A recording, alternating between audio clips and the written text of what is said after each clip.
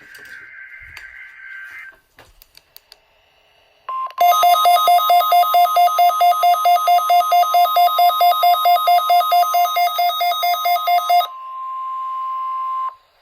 a test of the All Hazards NOAA weather radio warning device.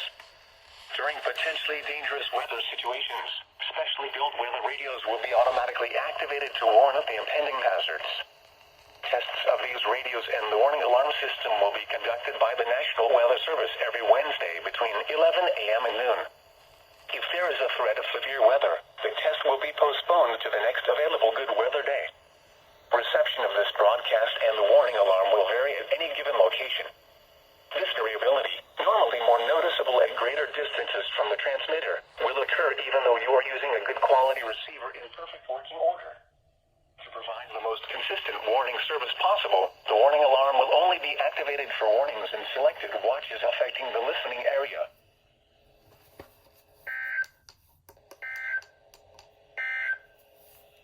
This hazardous weather outlook is for the Maryland portion of the Chesapeake Bay, tidal Potomac River,